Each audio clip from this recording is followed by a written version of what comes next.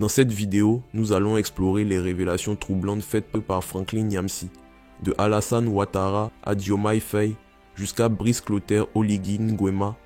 Les déclarations de Nyamsi suscitent de vives interrogations. Quels secrets cachent ces personnalités politiques? Découvrez les révélations surprenantes qui secouent les sphères du pouvoir africain. Le sujet suivant, Oligui Nguema et Bassirou Diomaye Faye sont mis en difficulté par Alassane Ouattara. Mahamat Idriss Déby Itno, le président maréchal du Tchad, lui, il est un peu en avance. Il est pas dans le piège de Ouattara. Alors, c'est un sujet qui peut vous paraître un peu tiré par les cheveux. En quoi Oligui Nguema du Gabon et Bassirou Diomaye Faye sont-ils mis en difficulté par Alassane Ouattara? Et pourquoi je dis que Mahamat Idriss Déby Itno est en avance, qu'il est hors du piège de Ouattara? La raison est la suivante. Les 5 principales bases militaires que la France avait en Afrique sont Libreville au Gabon, les bases militaires françaises au Tchad, les bases militaires françaises en Côte d'Ivoire, les bases militaires françaises à Djibouti et les bases militaires françaises au Sénégal. C'est ça qu'on a appelé pendant très longtemps le pré-carré de la France. Parce que tous les pays d'Afrique francophone étaient réputés encerclés militairement par les armées françaises. Ils étaient pris dans cette espèce de carré long, de rectangle, où les troupes françaises quadrillaient littéralement l'Afrique francophone, c'est-à-dire les anciennes colonies françaises d'Afrique. Et à travers tout ce précaré étaient disséminées des micro-petites bases permettant d'assurer le contrôle sur les dirigeants vassaux de ces pays-là, de maintenir la puissance de la monnaie péage et monnaie d'escroquerie du franc CFA, l'influence culturelle, le contrôle diplomatique et la soi-disant grande puissance de tenante de la plume au nom de l'Afrique au Conseil de sécurité des Nations Unies pour la France. Bon. Quand vous regardez le dispositif tel qu'il est aujourd'hui, vous vous rendez compte que Alassane Dramane Ouattara a fait quelque chose. C'est qu'il a essayé d'aider ses patrons néocolonialistes à simuler une fermeture, un retrait de l'armée française qui s'est avéré une ruse, un camouflage du maintien de l'armée française. En ce faisant, Alassane Dramane Ouattara a permis à l'opinion, pas seulement ivoirienne, africaine, mais internationale, de regarder de très près ce qui se passe au Sénégal et ce qui se passe au Gabon. Parce que Alassane Ouattara a été pris la main dans le sac du mensonge lorsqu'il a prétendu que les troupes françaises se retiraient de Côte d'Ivoire, alors qu'il s'agit juste d'un transfert symbolique de la base militaire de Port-Boué, le 43e BIMA, sous le commandement de l'armée ivoirienne, qui elle-même demeure sous le commandement de l'OTAN, c'est-à-dire entre autres de l'armée française. Ce jeu de passe-passe, ce tour de passe-passe a été heureusement saisi par nos analyses. Et toute la Côte d'Ivoire, toute l'Afrique est bien politique. Le monde entier savent que en Côte d'Ivoire, ce n'est pas un retrait militaire français, mais il s'agit d'une réorganisation du dispositif militaire français. En Côte d'Ivoire, on a vu très clairement la stratégie élaborée par le président Macron qui consiste à déguiser les troupes françaises en troupes civiles, en compagnie militaire de sécurité, donc en troupes mercenaires, à rendre invisible la présence des troupes officielles françaises, donc tout en augmentant la présence invisible. La présence visible va être diminuée, mais de l'autre côté, on augmente la présence invisible. En Côte d'Ivoire, ça a été vu très clairement. D'autant plus que, dans son audition en février 2024, devant la Commission de la Défense et de la Sécurité de l'Assemblée nationale, l'ancien sous-chef d'état-major de l'armée française, par ailleurs maintenant président d'une compagnie de mercenaires appelée GEOS, le général Didier Castres, a été très clair et il a expliqué que militairement, la France continuait à contrôler le port autonome d'Abidjan, l'aéroport d'Abidjan et pratiquement toute la région de l'Omo Nord à travers désormais des compagnies armées privées, des compagnies de sécurité privées, c'est-à-dire des compagnies mercenaires à la tête desquelles il était. Et que c'est ce modèle d'invisibilisation de l'armée française sur le continent africain qui désormais était viable. Le général Didier Castres a dévoilé en plein jour ce plan. Le deuxième à avoir dévoilé ce plan, c'est le représentant spécial du président français en Afrique, l'ancien secrétaire d'État Jean-Marie Bockel. Monsieur Bockel a publiquement dit qu'en septembre 2023, la France avait été capable de mobiliser 2000 hommes à partir de la Côte d'Ivoire pour intervenir militairement au Niger et tenter d'y restaurer le vassal france-africain notoire, Mohamed Bazoum, le junteur de Niamey qui a fait boum. En le disant, Jean-Marie Bockel avouait donc qu'en 2024, la France n'avait pas renoncé à sa politique interventionniste en Afrique, mais qu'elle avait décidé de la déguiser sous la forme d'intervention éclair sur le modèle de celle qui a été envisagée en septembre 2023, mais qui a été contrecarrée justement par la création de l'Alliance des États du Sahel et par l'alliance géopolitique, géostratégique entre le Mali, le Burkina Faso, le Niger et la Fédération de Russie notamment. Donc, pour revenir ici, on voit que Oligui Nguema et Bassirou Diomaye Faye sont mis en difficulté comment? Ils sont mis en difficulté parce que c'est la même stratégie qu'ils veulent mettre en place avec Paris, au Gabon et au Sénégal. Alors qu'ils étaient en train, en tout cas notamment pour Bassirou Diomaye et Sonko, de faire de grandes déclarations ayant pour but de soulager les aspirations panafricanistes populaires du peuple sénégalais, voilà que les maladresses de Ouattara, la grossièreté de Ouattara qui a révélé tout le stratagème, font que désormais Sonko et Diomaye ne vont pas pouvoir tromper les Sénégalais. Ils ne vont pas pouvoir tromper les Sénégalaises parce que maintenant, les Africains regardent et demandent que soit respectée la typologie élaborée par le docteur des preuves. La typologie entre les vrais et les faux retraits. Que dit cette typologie entre les vrais et les faux retraits? C'est une typologie en 4 points. Qu'est-ce que c'est qu'un vrai retrait des troupes néocolonialistes et impérialistes? Et qu'est-ce que c'est qu'un faux retrait? Je l'ai démontré dans le document publié aujourd'hui même. Un document que vous retrouverez aisément sur toutes mes pages. Un véritable retrait des troupes néocolonialistes et impérialistes en Afrique remplit 4 conditions. Première condition, rupture des accords de coopération militaire et de défense avec les anciennes puissances coloniales et les puissances impérialistes en Afrique. Donc, rupture des accords. Or, vous voyez que ni la Côte d'Ivoire, ni le Gabon, ni le Sénégal n'ont rompu les accords de coopération militaire et de défense avec la France. Donc, à cause de Ouattara maintenant, on voit très clairement que, en fait, ils ne sont pas pour un retrait véritable des forces françaises, mais pour leur réorganisation, leur reconfiguration, leur camouflage. Deuxième critère, le véritable retrait des troupes néocolonialistes et impérialistes en Afrique se fait par une décision unilatérale et souveraine de l'ex-pays colonisé. Pourquoi? Parce que la liberté ne se donne pas, elle s'arrache. Un vrai retrait, c'est le pays colonisé, le pays anciennement colonisé qui décide. Il n'y a pas de négociation avec le pays colonisateur ou ex-colonisateur pour que cela se fasse comme il veut ou quand il veut. Non. On lui dit, tu pars. Et ça, c'est un indice d'un vrai retrait. C'est-à-dire une volonté de souveraineté. Troisième indice, un vrai retrait s'accompagne de l'invalidation concomitante des alliances militaro-politiques plus larges avec les puissances néocolonialistes et impérialistes.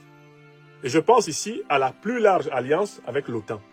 Un pays qui demande le retrait de l'armée française ne peut pas être en alliance avec l'OTAN, puisque l'OTAN, organisation du traité de l'Atlantique Nord, comprend en son sein la France. Si tu prétends demander le retrait de l'armée française de ton sol, alors que tu autorises l'OTAN à être présente sur ton sol, tu as fait sortir par la porte ce que tu fais entrer par la fenêtre. Donc en fait, tu fais du surplace. Là encore, sont en difficulté des pays comme le Sénégal et le Gabon, tout comme la Côte d'Ivoire. Pourquoi? Parce que Ouattara, toute l'année 2024, il a ouvert large les portes de la Côte d'Ivoire à l'armée américaine. Il a désigné une zone pour une base à Odiéné. Les officiers supérieurs américains siègent dans l'état-major de la Côte d'Ivoire. L'OTAN a ses bureaux dans le siège de la CEDEAO. Elle a ses bureaux à l'intérieur de toute la hiérarchie de l'armée ivoirienne. Le bureau du chef d'état-major en Côte d'Ivoire est partagé avec les officiers de l'OTAN. On ne peut pas d'un côté demander à l'armée française de se retirer de Côte d'Ivoire et de l'autre côté inclure l'OTAN, qui comprend l'armée française, à l'intérieur du commandement militaire ivoirien. Or, cette contradiction, elle est flagrante au Gabon. Elle est flagrante au Sénégal. Elle est flagrante en Guinée-Conakry même. D'accord? Donc voilà un troisième élément qui permet de savoir si on a affaire à un vrai retrait. Enfin, le vrai retrait, c'est le démantèlement simultané des troupes officielles. Ça, c'est le quatrième critère. Démantèlement simultané des troupes officielles, donc des armées, des puissances néocolonialistes et impérialistes, et en même temps, démantèlement des troupes officieuses, c'est-à-dire des troupes cachées. Je parle des compagnies mercenaires, des sociétés militaires privées, des sociétés militaires de sécurité, des ONG ayant des équipes de sécurité. Tout ça doit être démantelé en même temps. Vous ne pouvez pas d'un côté demander officiellement à des armées d'anciennes puissances coloniales, de puissances néocolonialistes et impérialistes, de quitter votre sol, alors que votre pays est rempli de militaires privés, qui dans le cadre de ce qu'on appelle les SMP, sociétés militaires privées, dans le cadre des ONG, dans le cadre des sociétés de mercenaires, des sociétés de sécurité et de gardiennage, remplissent votre pays. Les Africains qui m'écoutent doivent savoir que l'Afrique est envahie par des centaines de sociétés militaires étrangères. L'Afrique est envahie par les mercenaires. La plupart des puissances qui se sont officiellement retirées du continent africain avec leurs armées sont revenues sur le continent africain à travers les sociétés militaires privées, à travers les sociétés de mercenaires, à travers les sociétés de gardiennage et de sécurité. Quand on veut donc procéder à un retrait de ces puissances, il faut procéder à un diagnostic total de la présence des sociétés militaires privées, des compagnies de mercenaires, des sociétés de gardiennage. Il faut les passer toutes et sans exception au peigne fin et ne pas en laisser une seule qui soit à la solde de ce qu'on a clairement exclu de toute présence sécuritaire armée sur son sol. Voilà les 4 critères du véritable retrait. Et Alassane Ouattara, par sa maladresse, nous a permis d'élaborer cette typologie qui va servir littéralement de tour de contrôle aux Africains. Grâce à cette typologie, nous avons donc élaboré aussi les 4 critères du faux retrait. À quoi reconnaît-on le faux retrait des troupes néocolonialistes et impérialistes en Afrique? C'est pas compliqué. Il y a aussi 4 critères. Premier critère, absence de rupture des accords de coopération militaire et de défense avec les anciennes puissances coloniales et les puissances impérialistes en Afrique. Tout pays dans lequel les accords n'ont pas été dénoncés, le retrait dont il parle, c'est un micmac. C'est de la dissimulation, c'est de la ruse. C'est pas un retrait. Et c'est la situation du Sénégal, c'est la situation du Gabon, c'est la situation de la Côte d'Ivoire. Ce sont des pays qui n'ont pas dénoncé les accords de coopération militaire. Ce sont des pays qui n'ont pas mis fin à ces accords. Voilà pourquoi, en réalité, ce sont des pays qui restent sous contrôle militaire de l'ancienne puissance coloniale.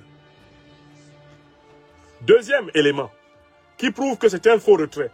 Lorsqu'on parle d'une décision soi-disant concertée entre la puissance néocolonialiste et le pays colonisé, c'est de la ruse, du camouflage, et non une vraie rupture de la domination. Il n'y a jamais eu de concertation entre le pot de fer et le pot de terre, entre le colonisé et le colon. Comme le disait Frantz Fanon, la liberté du colonisé naît du cadavre en décomposition du colon. Cette phrase de Fanon veut dire que le colonisé doit démanteler toutes les structures de la domination. Et pour cela, il ne doit demander la permission à personne. Toute liberté qui passe par la permission que l'autre nous donne d'être libre, cesse par là même d'être liberté pour devenir pseudo-liberté. Troisième critère des faux retraits, c'est le maintien des alliances militaro-politiques plus larges avec des puissances néocolonialistes et impérialistes. Tu ne peux pas dire, je demande à une armée d'une ancienne puissance coloniale, néocoloniale ou impérialiste, je lui demande de quitter mon sol. Et en même temps, autoriser qu'il y ait une alliance plus grande dans laquelle la même puissance va avoir ses hommes. Autrement dit, vous ne pouvez pas demander à l'armée française de quitter le sol africain tout en permettant à l'OTAN de s'installer. Parce que la France est membre de l'OTAN. Bon, il n'y a que des peuples sous-informés qu'on peut tromper avec ça. Il n'y a que des citoyennes et des citoyens africains sous-informés qu'on peut tromper avec ça. Tout Africaine, tout Africain, tout analyste politique qui s'efforce de regarder la composition de l'OTAN saura que l'OTAN est composée de toutes les anciennes puissances négrières, colonialistes et impérialistes occidentales. Alors, vous ne pouvez pas dire, Vous ne voulez pas des troupes de cette puissance sur le sol africain. Et par ailleurs, vous êtes ouvert pour ouvrir des bases de l'OTAN. Hein? Comme la tentation existe encore au Cameroun. Comme la tentation est, comme c'est le cas au Gabon. Comme c'est le cas au Congo-Brazzaville. Comme c'est le cas en Guinée équatoriale. Comme c'est le cas, la tentation existe encore en Centrafrique. Comme c'est le cas au Nigeria. Comme c'est le cas, la tentation existe encore. C'est déjà le cas au Ghana. La tentation, c'est déjà le cas au Bénin. C'est le cas en Guinée-Conakry. C'est le cas. Vous voyez, ces gens-là ne peuvent pas dire, nous ne voulons plus de l'occupation militaire française, alors qu'on les voit très bien, en plein jour, vouloir l'occupation militaire de l'OTAN. Tu ne peux pas vouloir le plus et dire que tu ne veux pas le moins. L'OTAN, c'est comme ça. La France, c'est comme ça. Si tu veux l'OTAN, tu veux la France, militairement parlant. D'accord? Donc que personne de ces pays qui sont en réalité en vassalité avec l'OTAN ne vienne vous dire qu'ils sont en train de fermer les bases militaires françaises. Ce n'est pas vrai. Avant-dernier critère, comment on sait que c'était un faux retrait? Quand il y a absence de démantèlement simultané des troupes officielles et des troupes officieuses. C'est-à-dire quand les compagnies de mercenaires, les sociétés privées de sécurité de gardiennage contrôlées par ces puissances étrangères restent dans le pays. Tout pays où ces gens-là restent est un pays où il n'y a pas eu de retrait. Parce que ce qu'on observe, c'est la reconversion du personnel militaire officiel en personnel militaire officieux, conformément à la stratégie révélée par les propos du général Didier Castres en février 2024 devant l'Assemblée nationale française. Voilà la typologie. C'est pour cela que dans cette typologie, je disais que Mahamat Idriss Déby, le maréchal président du Tchad, a pris une avance certaine par rapport à Alassane Dramane Ouattara, Bassirou Diomaye Faye, Oligui Nguema. En quoi a-t-il pris une avance certaine? Parce que lui, il a pris le soin de dénoncer les accords de coopération militaire et de défense. Il y a mis fin. Il a coupé le cordon ombilical militaire. Premier point. Deuxième point, il a donné un délai ferme. Il a donné un délai ferme pour le départ du dernier soldat français du sol tchadien. Quel que soit le petit camp dans lequel il se trouve, Mahamat Idriss Déby nous dit « Je ne veux plus que vous soyez ici ». Il a donné un délai ferme. Troisième critère, il est en train de comprendre la nécessité de diversifier son partenariat géostratégique et géopolitique. D'abord, il est en train de renforcer son partenariat avec le général Al-Fatah Burhan au Soudan, en lâchant Hemeti. Il est en train d'aider le chef de l'État soudanais à contrôler la situation au Soudan, parce qu'il veut sécuriser sa frontière nord-est. Deuxième élément, il a de très bonnes relations avec le Niger, du général Abdourahmane Tchani. Et qui dit bonne relation avec le Niger, dit par extension potentiellement de bonnes relations avec l'Alliance des États du Sahel. Il lui faut continuer à faire des efforts pour avoir une relation de coopération étroite avec l'AES. Troisième élément, Mahamat Idriss Déby Itno a entrepris un rapprochement avec les puissances du monde multipolaire que sont la Russie et la Chine, sur le plan militaire. Il a entrepris ce rapprochement, même s'il n'est pas encore assez avancé. Donc je dis que lui, il n'est pas tombé dans le piège de Ouattara. Parce que lui, au moins, il a dénoncé les accords de coopération militaire et de défense. Lui, au moins, il a donné un délai. On peut évaluer sa décision en regardant ce que sera le terrain tchadien après le 31 janvier 2025. On va pouvoir voir s'il y a encore des troupes de l'ancienne puissance coloniale sur son sol. Et on pourra donc littéralement évaluer sa décision à l'aune de cette réalité. Voilà pourquoi j'ai dit, Alassane Ouattara, par sa grossièreté, par sa manœuvre tellement facile à lire, c'est tellement cousu de gros fils blancs que tout le monde a vu. En réalité, en Côte d'Ivoire, ce n'est pas un retrait. Alassane Ouattara a foutu en l'air l'espoir de Bassirou Diomaye Diakhar Faye et de Sonko de nous enfumer. Il a foutu en l'air l'espoir d'Oligui Nguema de nous enfumer. On sait que tant que ces gens-là n'auront pas dénoncé les accords de coopération et de défense, il n'y a pas de retrait.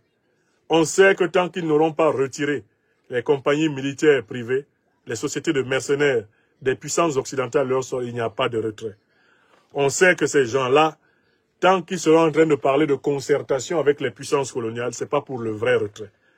On sait que ces gens-là, tant que leurs appareils d'État seront contrôlés par des hommes politiques qui sont en allégeance avec le néocolonialisme français et l'impérialisme occidental, comme c'est le cas par exemple du général Biram Diop, ministre de la Défense du Sénégal, tant que ce sera le cas, vous pouvez courir.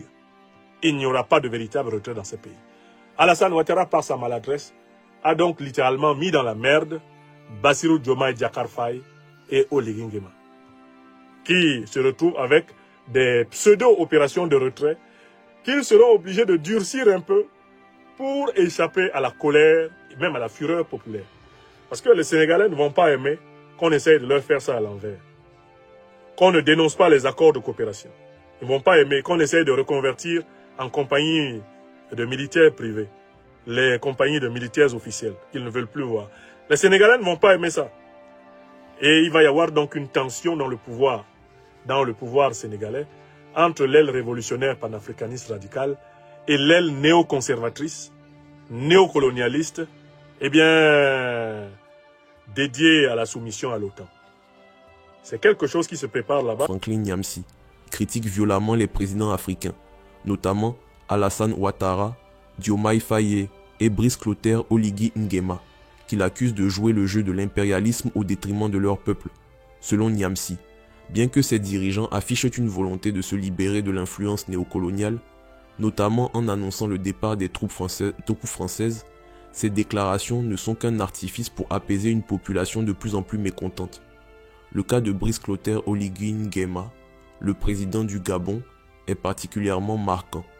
Nyamsi estime qu'Oligui, fraîchement arrivé au pouvoir, se trouve obligé d'annoncer de telles mesures pour gagner la sympathie de son peuple.